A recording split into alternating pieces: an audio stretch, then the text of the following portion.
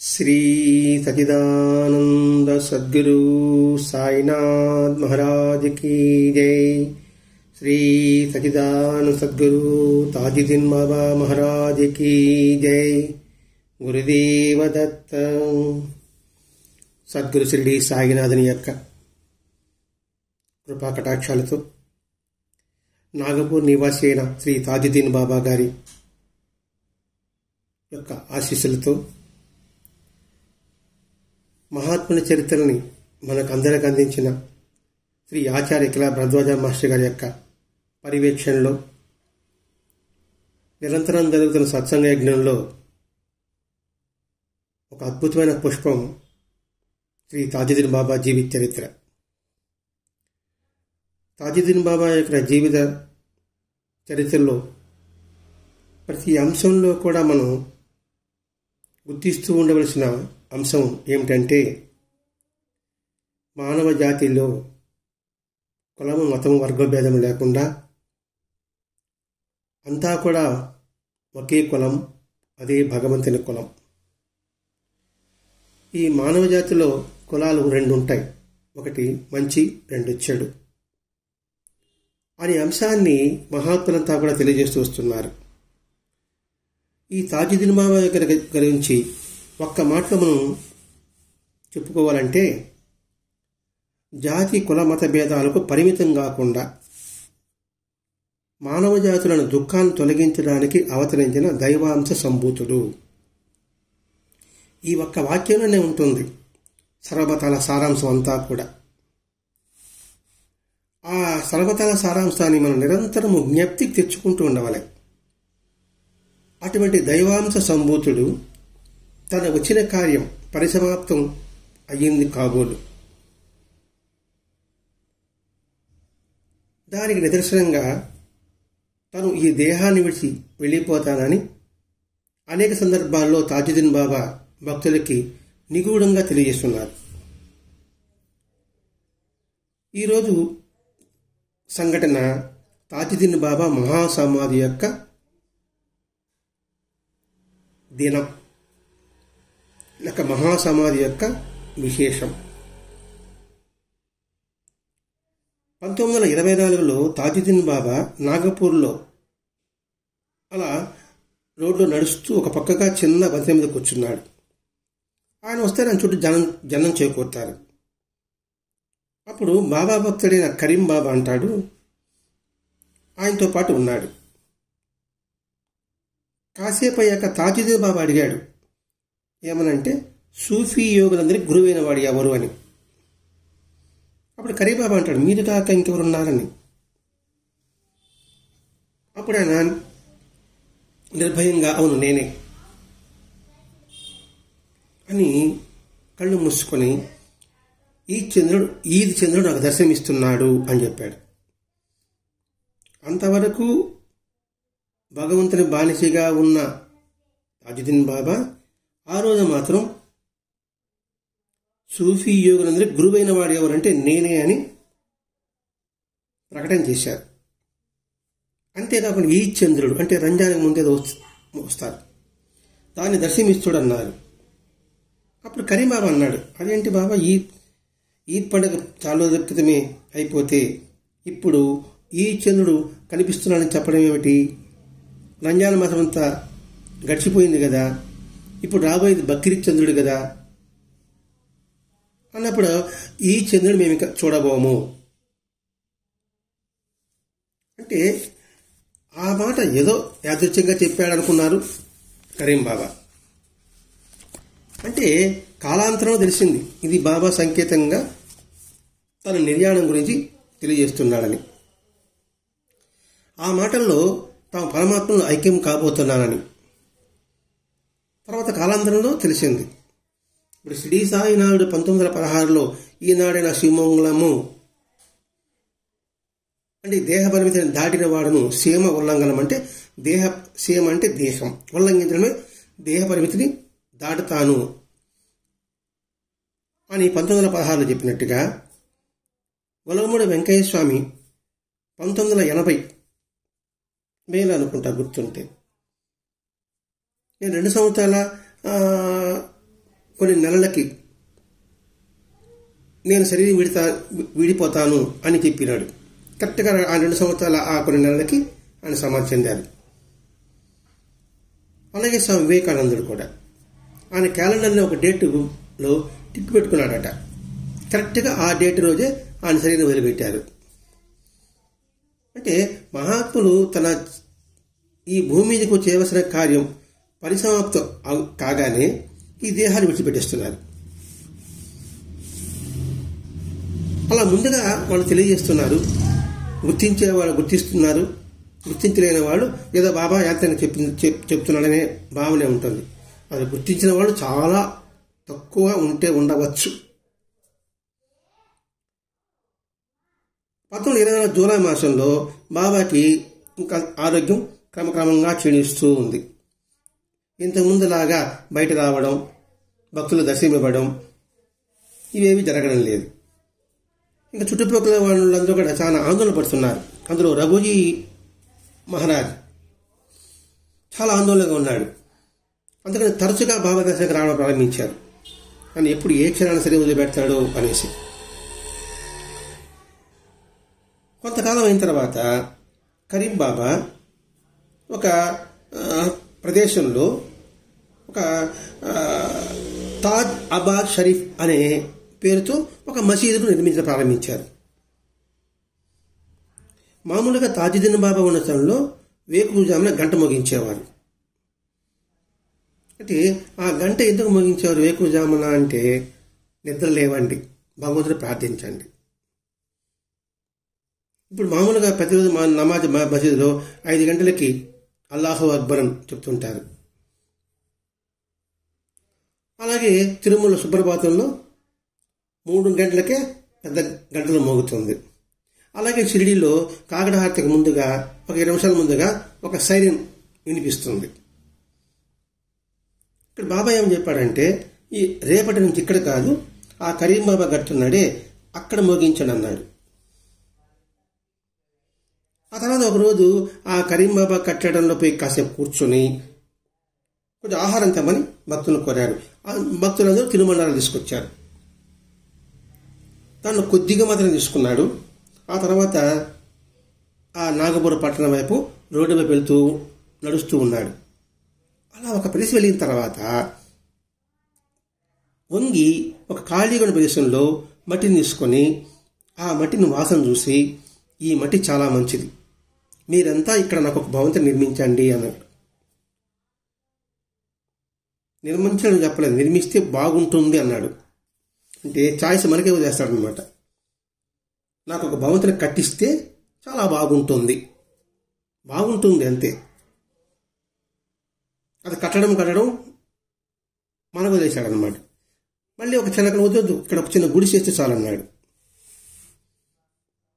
ఆరోగ్యం క్షణక్షణం క్షీణించడారంభించింది. మామూలుగా ప్రతి సంవత్సరం బక్రీద్ వచ్చినప్పుడు బాబా ఒక కొత్త కఫ్ని ధరించేవాడు, కొత్త లుంగి కట్టుకునేవాడు, ఆ పట్టణం మంది తిరిగేవాడు. ఎందుకంటే చాలామంది బాబా దశకు రాని వాళ్ళు కొంతమంది ఉంటారే కదా, వృద్ధులు ఉండొచ్చు, అనారోగ్యాలు ఉండొచ్చు, చిన్నపిల్లలు ఉండొచ్చు. అందుకని బాబా అన్ని వీళ్ళు తిరిగేవాడు మామూలుగా బక్రీద్ పండుగ రోజు. కానీ ఈసారి మాత్రం నా కొత్త వస్త్రాలు ఏం పెట్టబాకండి. ఆ రోజు బయటే రాలేదు. ఆ తర్వాత మొహరము అంటే అగ్నిగుండం వేస్తారు చూసారా, మొహరం పీర్ల పండుగ అంటారు. ఆ నెల ప్రవేశించింది. మామూలుగా ఆకుపచ్చని జుబ్బా ధరించేవాడు ఆ మొహరం రోజు. అప్పుడు గొప్ప వేడుకలు చేసేవారు. ప్రతి సంవత్సరం ఆ వేడుకలు జరిగేది. ఆ వేడుకలకి రఘోజీరావు వచ్చేవారు, బాబాతో పాటు అందరూ కలిసి ఆ ఉత్సవంలో పాల్గొనేవారు. అయితే ఈ సంవత్సరం మాత్రం, ఇది 1924 సంవత్సరం మాత్రం బాబా సకర్ధర పొలిమేర దగ్గరకు వెళ్ళి, ఆ ఊరేగిన పాల్గొనకుండా ఆ పొలిమేర దగ్గరకు వెళ్ళి అక్కడ ఒక వజీర్ అంటే ఒక మత పెద్ద, ఆయన ప్రార్థన కాగితం ఉంది. ఆ కాగితం తీసుకొని అందులో వ్రాసిన ప్రార్థనని గట్టిగా చదివారు. ఆ ప్రార్థనలో ఏముంటుంది? ఓ భగవంతుడా, ఈ బిడ్డలను రక్షించు. కాకడాహారతి మనం పాడుతున్నామంటే దాని అర్థం ఏమిటి అంటే అందులోని భావమే అందులో ఉండుతుందేమో. భగవంతుడు కోరాడు, నేను వీళ్ళు వదిలిపోతున్నాను, నా శరీరం వదిలిపోతున్నాను, కాబట్టి మీరు వాళ్ళని కాపాడండి అని ప్రార్థన అయి ఉండొచ్చేమో. ఆ ప్రార్థన అవగానే అతను తీవ్రంగా ధ్యానంలో అలాగే మునిగిపోయాడు. వెంటనే ఆ ధ్యానం చేస్తుండగానే ఆయన ప్రవర్తన మెల్లమెల్లగా మార్పు వస్తూ ఉంది. ఆ ధ్యానం చేస్తున్నప్పుడు చుట్టూ ఉన్న భక్తులు హసన్ హసన్ అంటూ పవిత్రమైన నామాన్ని గట్టిగా ఉచ్చరిస్తున్నారు. హసన్ హసన్ హసన్ అనేది ఒక పేరు. ఆ పేరులో అంతరార్థం ఏమిటి అంటే హసన్ అంటేనే శ్రేయోభిలాషి, మంచివాడు, ప్రయోజనకారుడు అని దాని అర్థం. హసన్ అనేది అరబిక్ పేరు. అది మామూలుగా మగవాళ్ళకి పెట్టే పేరు. మనం ఇప్పుడు పెట్టుకుంటాం ఒక్కోసారి ధర్మయ్యనో, పురుషోత్తముడనో, ఆనందయ్యనో అంటే ఆనందంగా ఇప్పుడు ఉంటాడు, పురుషోత్తంగా అంటే కొంచెం ఉత్తముడుగా ఉంటాడు. అట్లాగనే ఈ హసన్ అంటే ప్రయోజనకాడు, శ్రేయోభిలాషి, అందరి శ్రేయస్సు కోరేవాడు అని ఆ నామాన్ని గట్టిగా ఉచ్చరిస్తున్నారు. తర్వాత కొంతసేపటికి మామూలు స్థితికి వచ్చాడు. కానీ ఆరోగ్యం మాత్రం రోజు రోజుకి క్షీణిస్తూనే ఉంది. అప్పుడప్పుడు తన ప్రసంగాలు చెప్తున్నాడు, తన నిర్యాణం దగ్గరలోనే ఉన్నట్టు సూచిస్తూనే ఉన్నారు. కానీ అది ఎవరూ పెద్దగా దాన్ని పట్టించుకోలేదు. తర్వాత ఎంతోమంది డాక్టర్లు వచ్చారు, చూస్తారు, ఆయనకేం వ్యాధి ఉందా అనుకుంటే వాళ్ళకి ఏం వ్యాధి అంతుపట్టలేకపోయారు. వ్యాధి తెలిస్తే ఏదైనా మందులు వేయచ్చు, మరి ఏ మందులు ఇస్తే వాళ్ళు నిర్ణయించలేకపోయారు. కానీ రాఘోజీరావు మాత్రం అర్థమవుతుంది, బాబా త్వరలో భౌతిక శరీరం వదిలిపెట్టేస్తారు కాబోలు అని. ఇదే రమణ మహర్షికి కూడా అనారోగ్యం ఉన్నప్పుడు డాక్టర్లు వచ్చారు, మంది వేసుకోమన్నాడు. అలాగే గుణమూడి వెంకటేశ్వర ఉంటే లేదా ఆయాసం దగ్గుతుంటే, స్వామి మీకు దగ్గు తగ్గించుకోండి అంటే ఆయన మామూలుగానే ఉన్నాడు. డాక్టర్ని పిలుచుకొని వస్తామనంటే పిలుచుకోరాయా అన్నాడు. ఆయన సూది పొడుస్తాడంటే పొడుచుకోయా అన్నాడు. అది తగ్గలేదు. అప్పుడు భక్తులు అన్నారు, స్వామి మీరు సంకల్పం చెప్తే తగ్గుతుంది కానీ అని అంటారు. ఇది భగవంతుని నిర్ణయం అని వెంకటేశ్వర చెప్పి ఉంటారు. అట్లాగే ఈ తాజుద్దీన్ బాబా విషయంలో కూడా అంతే. వాళ్ళ సంకల్పానుసారమే వాళ్ళు ఉంటారు. ఇది మాత్రం వాస్తవం. ఈ వ్యాధి అనేది ఒక మనకి కనిపించే ఒక లీల, ఏదో బాధపడుతున్నాడు అనే భావన అంతే. ఎట్లా అంటే రామకృష్ణ పరమహంస చరిత్రలో ఒక సంఘటన అండి. రామకృష్ణ పరమహంసకి బాగా గొంతు క్యాన్సర్, మాట్లాడలేకపోయేవాడు, నీరు కూడా మింగలేకపోయేవాడు, అలాగే మంచం మీద పడుకునేవాడు. అన్ని లేపాలంటే 2 వ్యక్తులు లేపితే కానీ లేలేడు. ఒకరోజు నిరంజన్ అనే భక్తుడు ఏదో ఒక రాత్రిపూట పండుగ వెన్నెల్లో ఈత చెట్టు దగ్గరికి వెళ్ళాలని వాడు పోతున్నాడు. ఆ ఈత రసం తాగాలని ఉద్దేశంతో వెంటనే రామకృష్ణ పరమహంస ఆ మంచం మీద లేచి ఒక పరుగులాంటి నడకతో పరిగిపోతున్నాడు. ఇది ఎవరు చూడలే, శారదా మాత మాత్రం చూశారు. ఏంటి 2 మనుషులు లేపితే కానీ లేని రామకృష్ణ పరమహంస అంటే తన భర్త ఇలా వేగంగా పరిగిస్తున్నాడు. నాకు అర్థం కాలేదు, ఆ వేగాన్ని అందుకోలేకపోయాను. సరే అక్కడే కూర్చున్నారట. కొంతకాలం తర్వాత కొంతసేపటికి మన గబగా వచ్చి మధ్యలో పడిపోయాడు. వెళ్ళి అడిగింది, ఏంది ఎక్కడికి వెళ్ళాను, నువ్వు చూసావా అన్నాడు. అవును నేను చూశానని చెప్పాను. ఏం లేదు, ఆ నిరంజను ఆ ఏ చెట్టు పోతున్నాడు, వాడికంటే మన అడ్డదారిలో పోయాను, అక్కడ పెద్ద తాచుపాము ఉంది, ఆ తాచుపాము తోలేసి నేను ఇక్కడికి వచ్చాను, లేకపోతే వాళ్ళకి ఎంత ప్రమాదం జరిగేదో అన్నాడు రామకృష్ణ పరమహంస. మరి క్యాన్సర్ వ్యాధి ఉండి 2 మనుషులు లేవలేని స్థితిలో ఉన్న వ్యక్తి ఎలా పరిగెత్తగలిగాడు అంటే ఏమిటి? ఆ వ్యాధి రావడం, మనకి భ్రమ కల్పించడం. అట్లాగే తాజుద్దీన్ బాబా విషయంలో కూడా. కానీ ఎంత అనారోగ్యం ఉన్నప్పటికీ ఆయన ముఖం చాలా ప్రశాంతంగా ఉండేది. ఒకరోజు తాజుద్దీన్ బాబా దగ్గరికి వెళ్ళి, బాబా, మీ దర్శనం కోసం బయట ఎంతో మంది ప్రజలు వేచి ఉన్నారు, వారందరినీ లోపల ప్రవేశపెట్టేదా? బాబా నవ్వుతూ, సరే అలాగే కానీ. ఎందుకంటే అతని కోసం కాదు, ఎంతో మంది భక్తులు వేచి ఉన్నారు, వారి కనీసం చివరి దర్శనం ఇప్పిస్తారని రాఘోజీరావు యొక్క సంకల్పం. అందుకని బాబా కూడా నవ్వుతూ అలాగే కానీ అన్నాడు. 1925 సంవత్సరం ప్రవేశించింది. 7 నెలలు గడిచాయి. ఆగస్టు నెల అడుగుపెట్టింది. 17వ తేదీ ఆ రోజు అక్కడున్న ప్రాంతంలో పక్షులంతా గుంపుగా వచ్చి తాజుద్దీన్ బాబా ఉన్న భవనం మీద వాలాయి.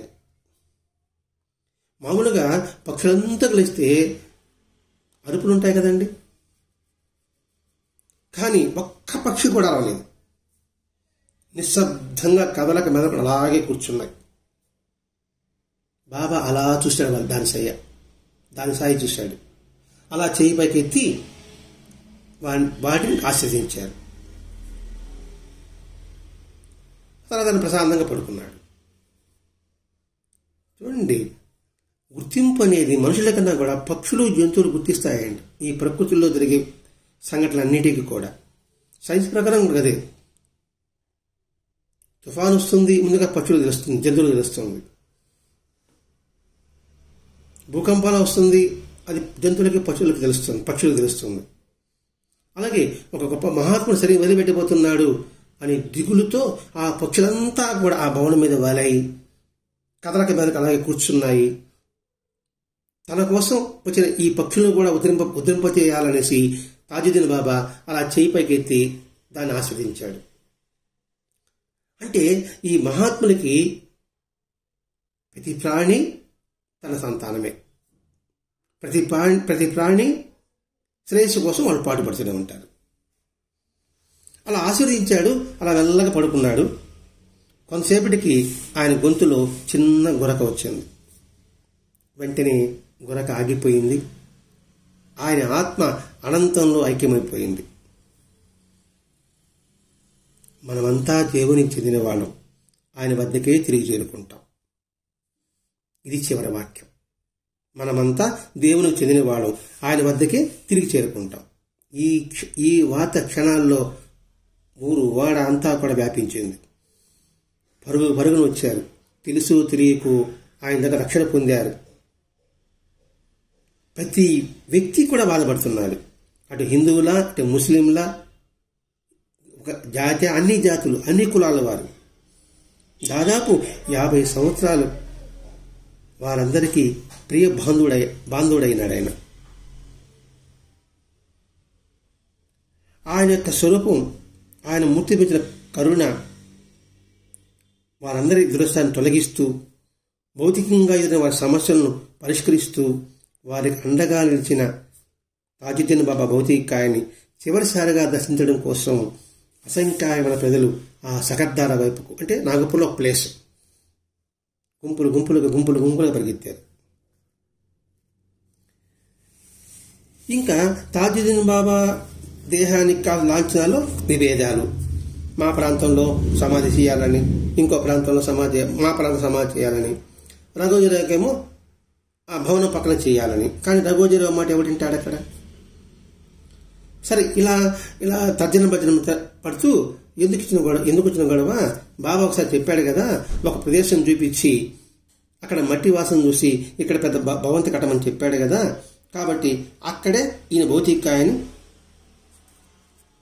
సమాధి చేస్తాము, అక్కడ ఒక దర్గా నిర్మించుకుంటాము అని ఆ ప్రదేశానికి ఊరేగింపుగా తీసుకెళ్లారు. దాదాపు కొన్ని వేల మంది ఆ ఊరేగింపులో పాల్గొన్నారు.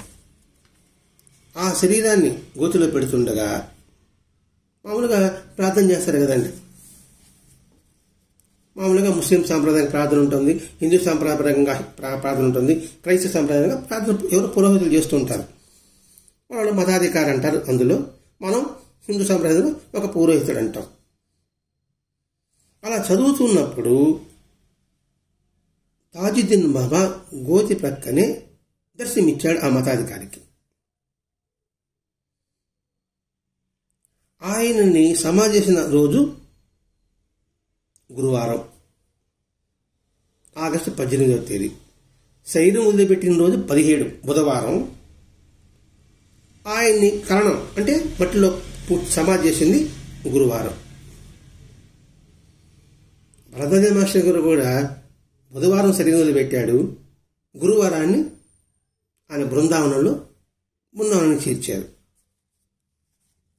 ఎందుకు భరద్వాజ మాస్టర్ గురించి చెప్పుకుంటున్నామంటే, మనకు ఆదర్శవంతుడు ఆయన కాబట్టి, మన శ్రేయోభిలాష ఆయన కాబట్టి, మనందరికీ ప్రయోజనం చేకూర్చాడు కాబట్టి ఆయన గుర్తు చేసుకుంటున్నాం అంతే. తాజుద్దీన్ బాబా జన్మించినప్పుడు ఎలా అయితే ఎడవలేదు, ఆయన వెళ్ళిపోయేటప్పుడు కూడా ఆయన ప్రశాంత వదనంతోనే ఉన్నాడు. ఆయన పుట్టినప్పుడు ఎటువంటి వింతలు జరిగాయో, ఆయన సమాధించినప్పుడు కూడా అనేక వింత విషయాలు జరిగాయట. అది కొంతకాలం అయిన తర్వాత తెలియలేదు. 1925 ఆగస్టు 25వ తేదీన ఈవినింగ్ న్యూస్ అనే పత్రికలో నారాయణరావు మదన్ అనే ఆయన ఇలా రాశాడు: తాజుద్దీన్ బాబా నిర్యాణించిన సమయంలో ఆ ప్రాంతంలో ఉన్న పాండురంగ మందిరంలోని విఠల రుక్మిణి విగ్రహాల్లో 12 గంటల పాటు ఏకదాటిగా కన్నీరు కార్చాయి. ఆశ్చర్యకరమైన ఈ దృశ్యాన్ని కొన్ని వేలాది భక్తులు చూశారు అని రాశాడు. అందుకే మాస్టర్ గారు ప్రమాణం లేకుండా రాయలేదండి. ఇప్పుడు 1925 ఆగస్టు 25 తేదీ ఈవినింగ్ న్యూస్ పత్రిక మనం చూస్తే తెలుస్తుంది, ఈ గూగుల్లో అట్లు కనిపిస్తుంది కదా ఇప్పుడు. అలాగే ప్రముఖ దినపత్రిక అయినప్పుడు ది మెద్రాస్ మెయిల్, ఆంధ్ర పత్రిక, మన ఆంధ్రదేశంలో ఆగస్టు 22 ఇలా రాశారు: ఆయన శరీరం పెట్టింది ఆగస్టు 17, ఆయన సమాధి చేసింది ఆగస్టు 18. ఈవినింగ్ న్యూస్లో ఆగస్టు 20 తేదీ వేస్తే, ఈ ఆంధ్రపత్రిక ది మద్రాస్ మెయిల్లో ఆగస్టు 22న సాక్షాత్తు శ్రీరాముడే తిరిగి తాజుద్దీన్ బాబా రూపంలో అవతరించి లోకాన్ని పవిత్రపరిచారు. ఆయన వచ్చిన పని పూర్తి కాగానే ఆయన నిష్క్రమించారు. ఆయన మహత్యాన్ని అందరూ గుర్తించారు అని రాశారండి. ఆంధ్ర ఎక్కడ, నాగపూర్ ఎక్కడ అంటే ఇవన్నీ ప్రమాణంగా మనం చేసుకున్నప్పుడు ఇటాటి ఔలియాలని, ఇటాటి అవధూతుల్ని మనం అవహేళన చేయము. అందుకే భరద్వాజ మాస్టర్ గారు అందరి మహాత్ముల చరిత్ర చదవండి, అందుకే మనకు పెరిగి పురాణము, భాగవతము చదివితే మనకు అర్థమవుతుంది. ఇవేమీ చదవకుండానే ధర్మం గురించి మేము ధర్మాన్ని పరిరక్షిస్తామని చెప్పేవాళ్ళు అవివేకాన్ని చూసి మనము జాలిపడాలి. తాజుద్దీన్ బాబా అలా నిష్క్రమించిన తర్వాత ఆయన మహత్యం అంతటితో ఆగలేదు. అడిగిన వారికి అడిగినది ఇస్తాను అని బాబా వాక్యాలు నిజంగా ఆయన నెరవేర్చడానికి సాక్ష్యాధారాలు ఎన్నో కోకొల్లలు ఉంటాయి.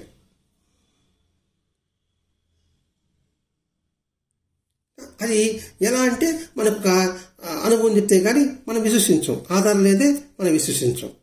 కానీ మాస్టర్ గారు ఆధారం లేని వ్రాయరు. సమాధి అనంతరం కూడా తాజుద్దీన్ బాబా తాము ఇచ్చిన వాగ్దానాన్ని న్యాయంగా నెరవేరుస్తూనే ఉన్నాడు. మహాత్ములంతా అంతేనండి. బాబా చెప్పినట్టుగా నా సమాధి మాట్లాడుతుంది, నా మట్టి సమాధానం చెబుతుంది, సూర్యచంద్రవంతులకు నేను ఉంటానని వెంకటేశ్వరం చెప్పినట్టుగా, ఆచార్య భరద్వాజ మాస్టర్ గారు ఈ బృందావనానికి వస్తే అరుణాచలం దర్శించినట్లు ఆయన చెప్పినాడు. కాబట్టి వారిచ్చిన మాటని ఎప్పుడు తప్పరు. తాజుద్దీన్ బాబా భక్తులు ఒక సుబానుద్దీన్ అనుకున్నాడు. అతడు నిరంతరము బాబా సమాధేంతలకు సేవిస్తూనే ఉన్నాడు.